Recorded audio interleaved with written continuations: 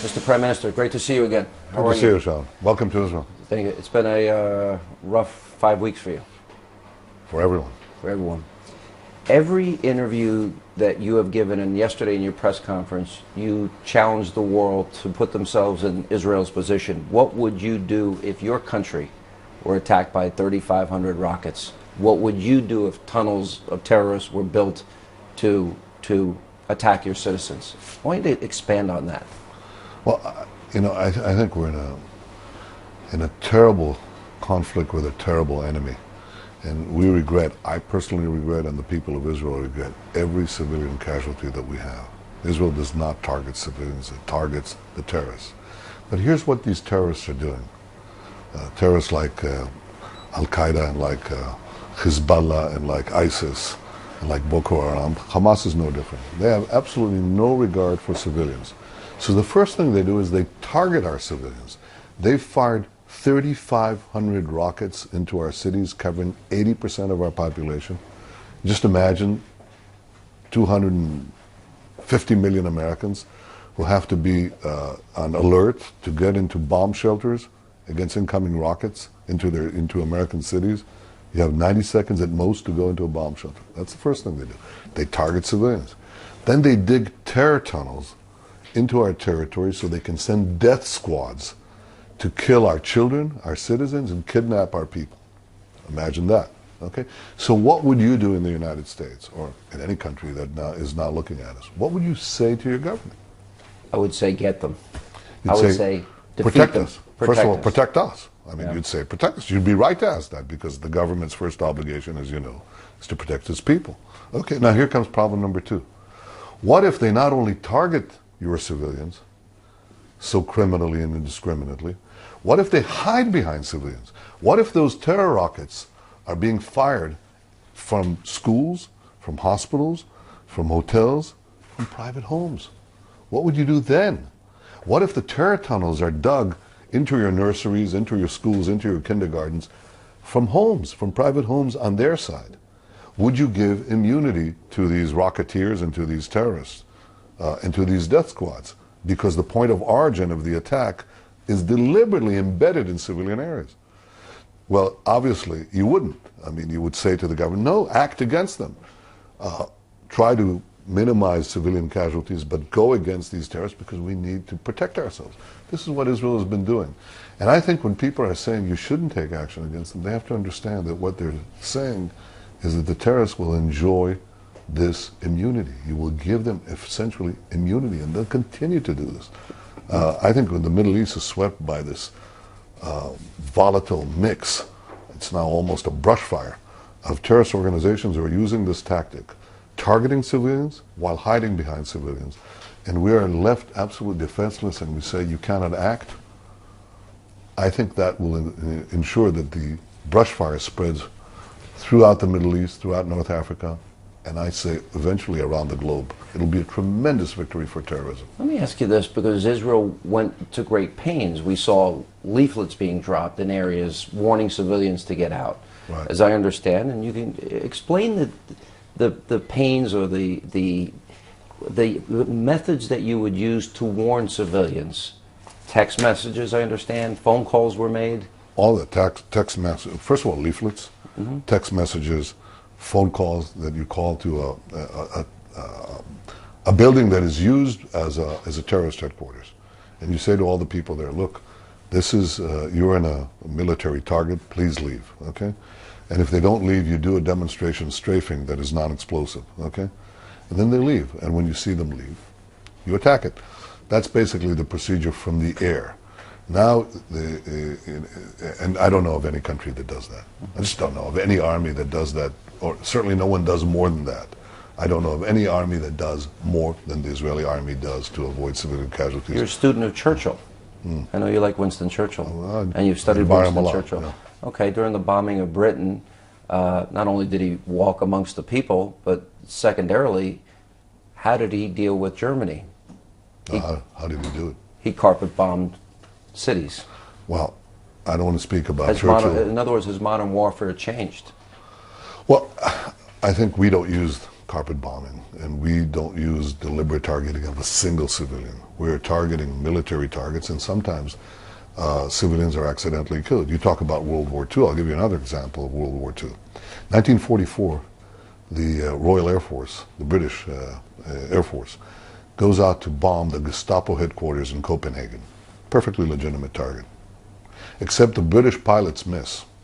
And instead of hitting the Gestapo headquarters, they hit a children's hospital nearby, and I think some 80 children are horribly killed.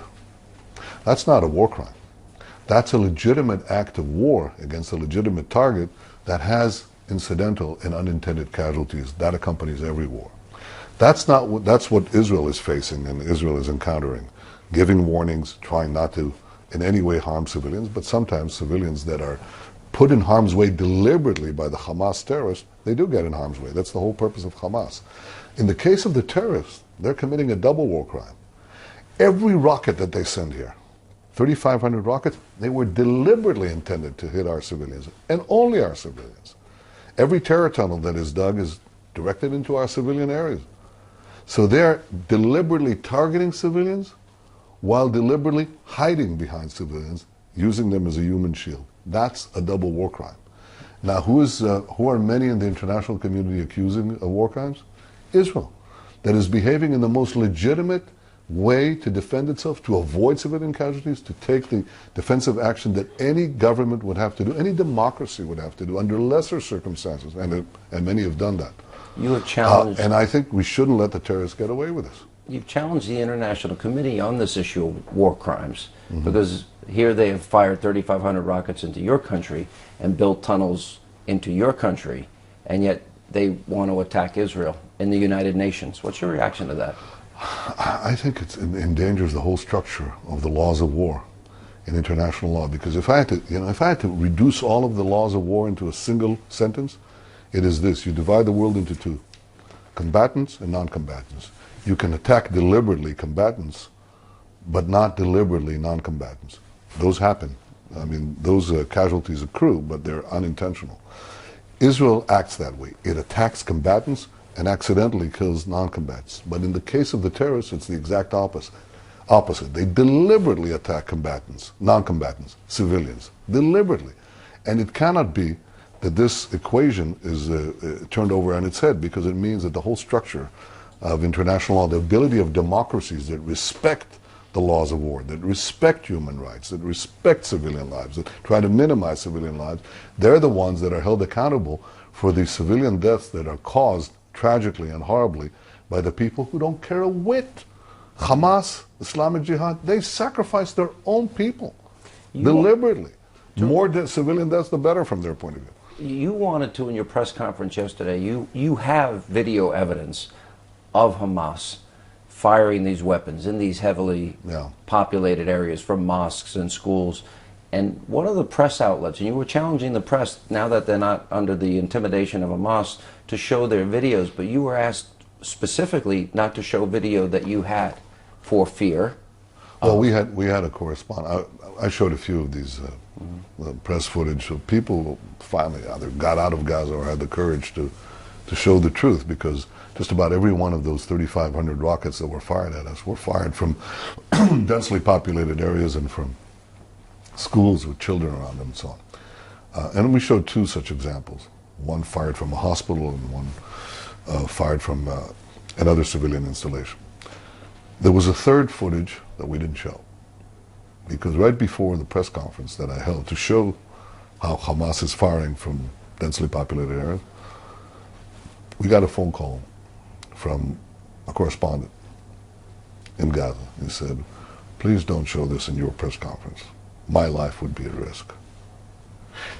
Is anyone going to intimidate you on anything that you show in Israel? Of course not. This is a free society, free speech. In Gaza, Hamas is intimidating the reporters. They cannot show how Hamas is firing from civilian areas, how it's embedded children into its rocket launching sites, how it uses UN installations and uses them as military targets, not only to store rockets, but to fire rockets from.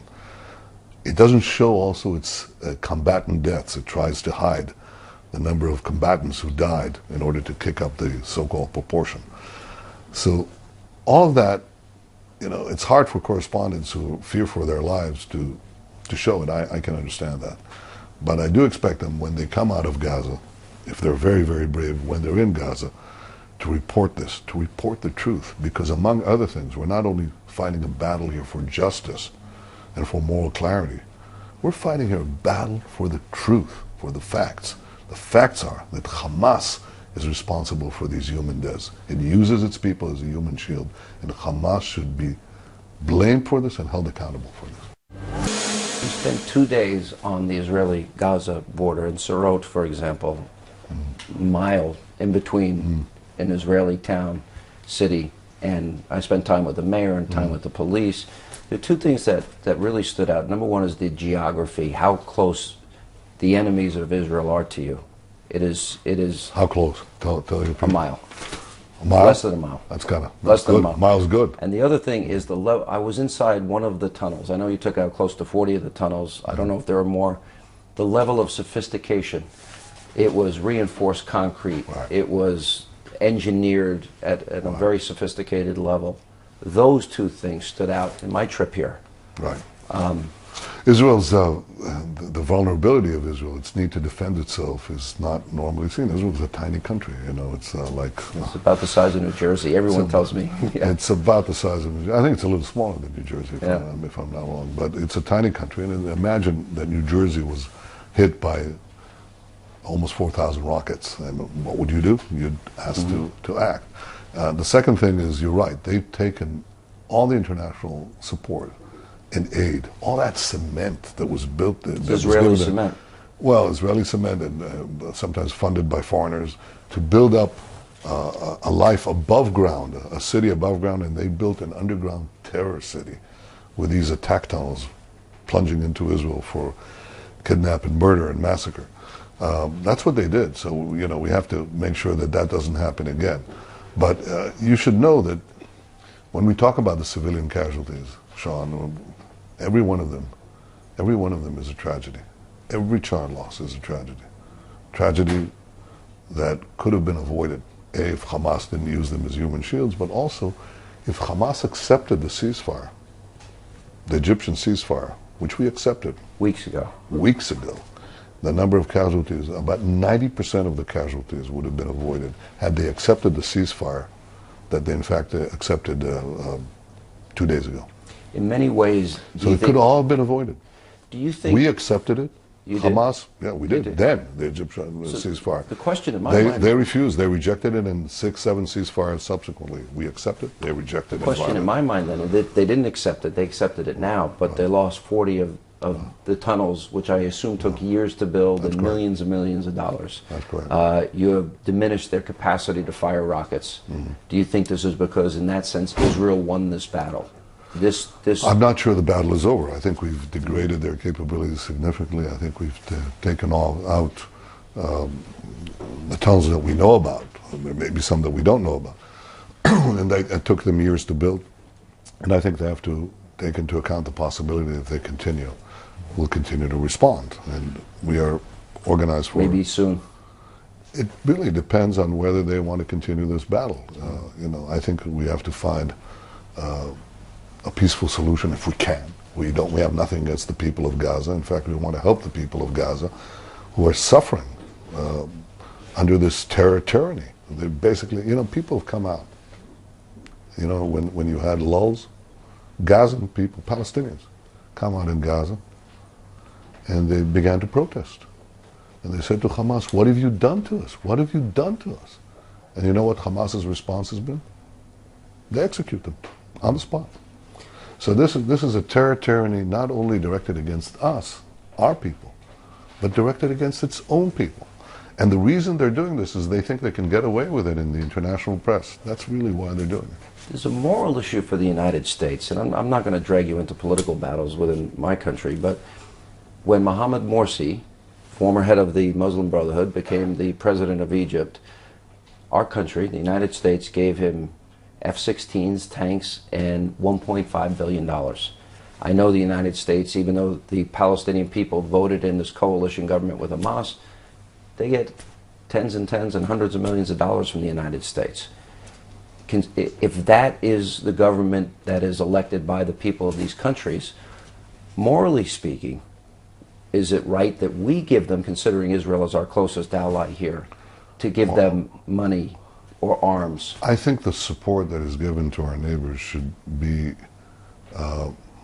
is premised on the assumption that they keep the peace, that they do not violate the peace. And I think that that premise should be maintained. You do believe that? I think the premise should be maintained. Even when it's violated, though?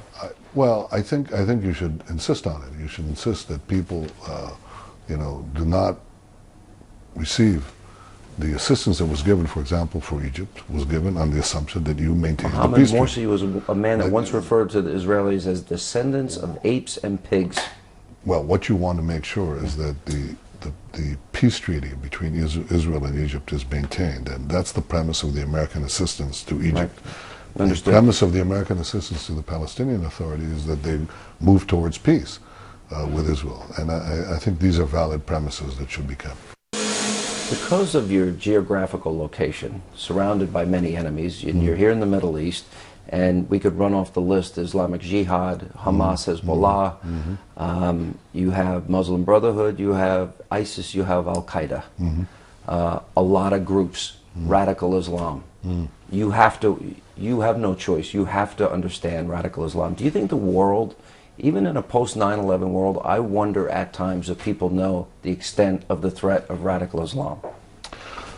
I hope they do. I mean, the evidence is abundant. What you have right now is this terrific conflagration in the Middle East. You have ISIS taking swaths of the Iraq, in Syria. It's now pushing into right close to Lebanon and perhaps into Jordan.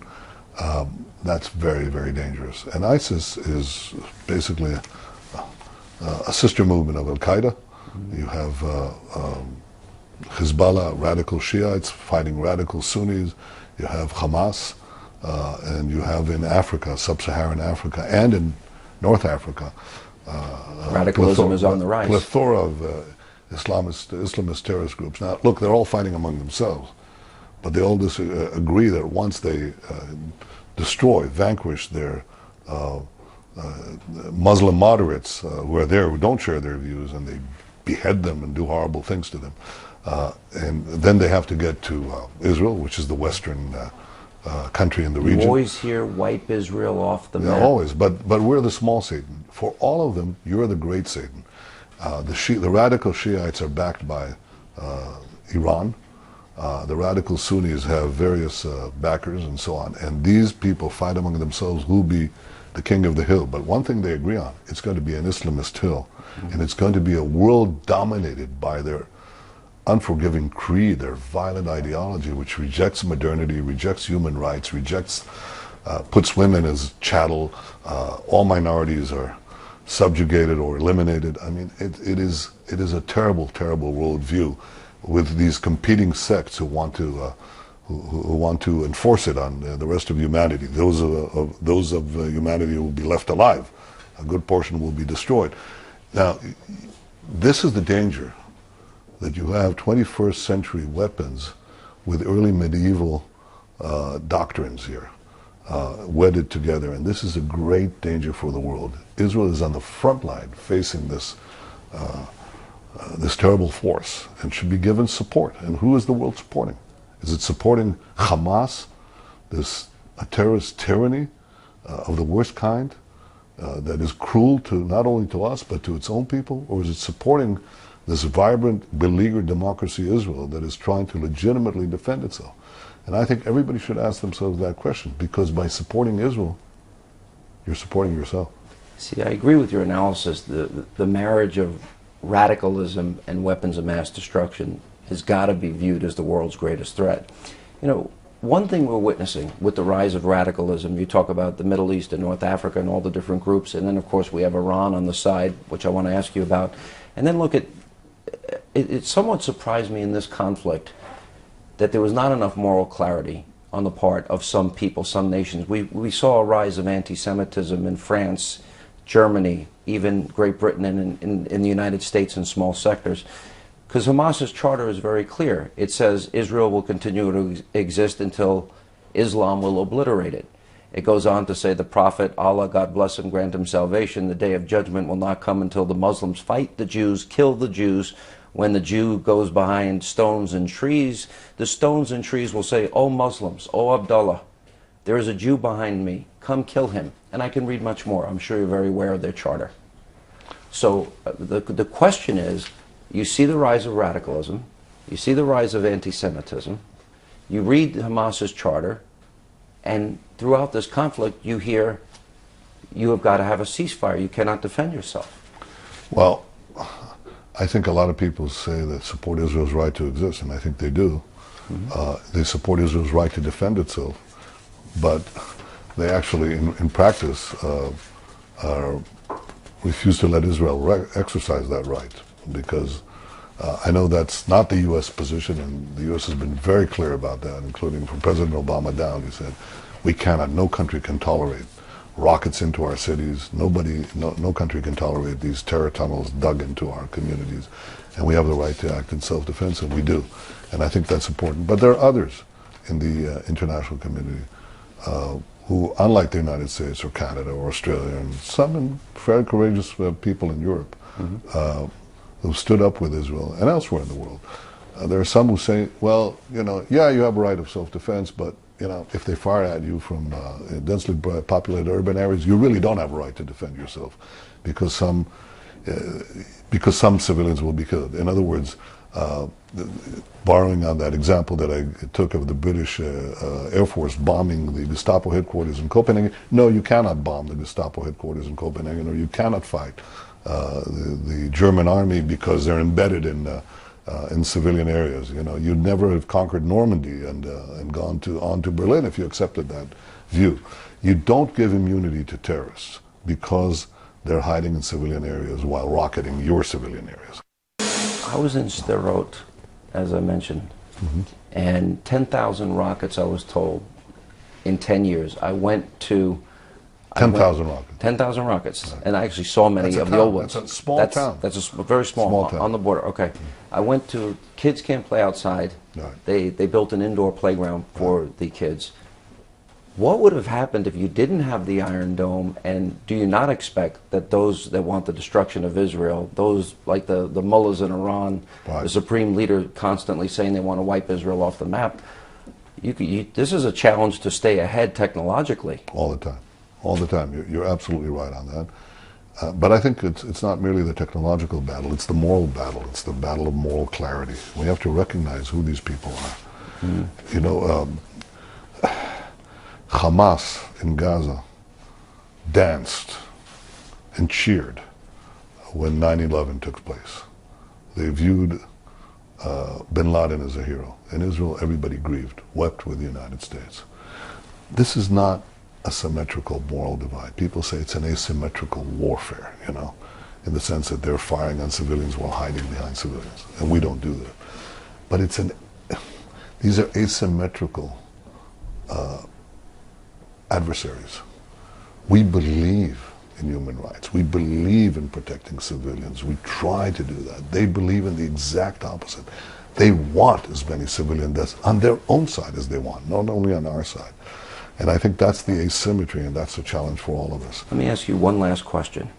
What then do you make, based on what you just said, of this rise of anti-Semitism? What do you make of that? Where is that coming from, considering there is no moral equivalency here? There seems to be a up is down, down is up, black is white, white is black mentality. Well, I think in some parts of the world, and especially now in Western Europe, there is an amalgamation of Islamist anti-Semitism and radical political parties that are amalgamating, and they say, well, skip morality, skip clarity, let's just do away with Israel. But for a lot of, for the Islamist radical groups, remember, we're the small Satan. You're the great Satan. You're ultimately the target. They attack us because they believe that we are you, and that you are us. And in one sense of the word, of things, they're right. We are you and you are us. We are that enlightened, civilized, beleaguered democracy, not without fault, trying as best as we can to stop the hemorrhaging, protecting ourselves against these vile enemies. Does the world understand radicalism? I think most Americans understand exactly what I've said. The polls show that. I think it's beyond the polls. I think there's a sensibility there. I'm not sure that pervades in other parts, in all parts of the world. I wish it would, because I think the future of our free civilization depends on our ability to have not only the weapons but the moral clarity to fight this evil when we see it, and now we see it. One last question. I worry whether or not radical Islam is so much bigger than people even imagine, beyond these groups. We always we compare radical Islam versus moderate Islam. The moderate's awfully quiet, I would argue, in part out of fear, or is it out of agreement? Are the numbers of radical Islamists much larger, those that buy into this evil ideology? Is it a much bigger part of the population than one could even imagine? Well, given that there are about 1 billion Muslims in the world, even a small percentage of radicals is a very big number. And they certainly terrorize others. There's no question that they do terrorize many in the Muslim world. We don't want to be part of that. But I think the greatest danger we face is that these Islamist terrorist groups or nations have the weapons of mass death. Look at the danger that we face when they have rockets and missiles. Now imagine what kind of danger we'd have if they can put a nuclear warhead on top of these missiles. That's the danger that is coming from Iran. If in this great melee, in this great conflagration, this great battle, one of these militants, in this case the Shiite militants, backed by Iran, sponsored by Iran, if they have an Iranian nuclear umbrella, if Iran itself can intimidate the U.S. with intercontinental ballistic missiles carrying nuclear warheads, then we bring history into a different threshold altogether. And I know many of the things I've been saying over the years, people have said, well, he's just saying it. Now think about it. This is a danger I've been pointing to. It's not a spin. It's not a whim. It is a clinical diagnosis of a pathological movement that is sweeping our area but will soon come to a theater near you. It has to be stopped now. The ones who are standing right now in front of this tsunami is Israel. Support Israel. Support yourself. Mr. Prime Minister, thank you for your time. Thank you. Appreciate it. Godspeed, too. Thank you.